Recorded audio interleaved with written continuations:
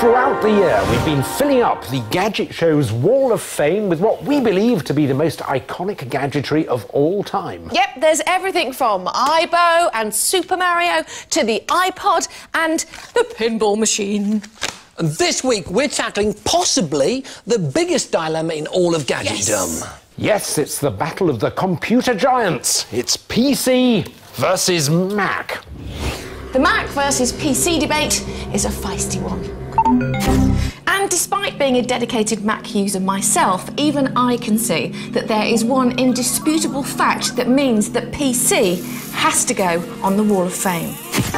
In governments, homes, schools and hospitals, everyone, apart from trendy ad agencies, uses PCs. Macs may be drop-dead gorgeous, but in 2008, they accounted for less than 4% of the worldwide personal computer sales, leaving PC with over 96%. All around the world, gamers use PCs rather than Macs because the choice of games is greater and PC software and hardware is easier to upgrade. And because everyone else in the world uses PCs, you don't get the annoying compatibility problems when you try to share files. That kind of frustration is reserved for the Mac user. When the first proper PC was launched by IBM in 1981 for around £1,000, it was a bit basic and could only store a few documents. But soon, much cheaper and more powerful PCs were being churned out left, right and centre. And cheaper computers meant computers that everyone could afford. And so began the PC's domination of the world. And despite PCs being built by a myriad of different manufacturers, they nearly all run the same operating system software, Microsoft Windows. And that is what makes PCs so accessible. We all understand Windows, which means that we can pretty much walk up to any PC in the world and know how to operate it. And that is incredible.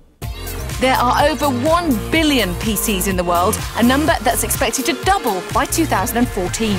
Let's face it, we'd be lost without PCs. They changed the world forever, and that is why they have to have a place on the Wall of Fame. So, Susie thinks that PCs should be on the Wall of Fame because they're everywhere. So rats and litter! Come on, people! PCs are virus-ridden bargain basement starter kits. Surely what PC owners really want is a proper computer. Oh, it's an Apple Mac. Look at her, isn't she gorgeous? The first Apple Macintosh computer went on sale in January 1984 with a huge publicity campaign worthy of such a truly revolutionary computer. It had just 129K of memory, no hard drive and a black and white screen, but it was the first personal computer to be sold with a mouse. It also had a GUI, or graphical user interface, and this formed the basis for all modern-day operating systems. To be honest, it was a bit of a flop, and Apple didn't really stamp their mark on the computer market again until 1998, when they introduced a brand new concept to computers: Style. With its trendy translucent plastic case and USB ports, the first iMac was a runaway success, with 800,000 units shifted in 139 days. Apple had seen how important the internet would be, and once again they'd stolen a march on PCs by making sure that a primary feature of the iMac was its ability to connect to the internet easily. Once again, Apple was showing the world the way to go.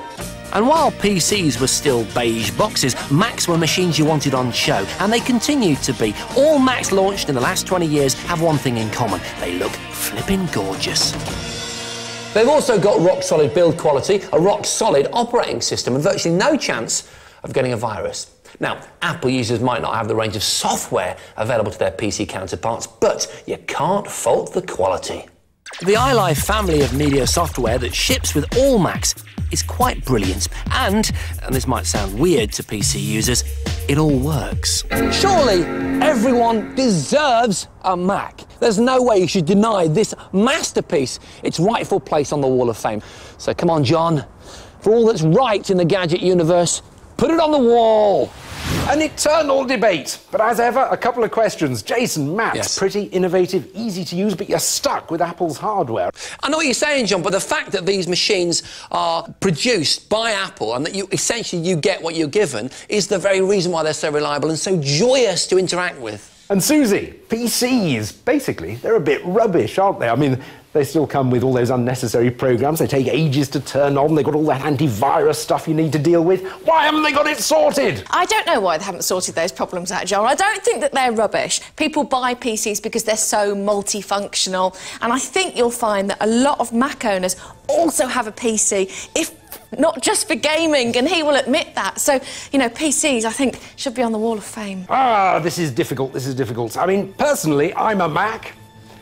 And also, I'm a PC, and I own both, I use them both, and deciding between them really is very, very, very difficult. But I must make a decision, and it is the PC, because they do represent what computers are for the majority of people, and also they're sort of like life, really. You know, if only because they are actually a sort of metaphor for human existence. I think they deserve their place on the Gadget Show's Wall of Fame.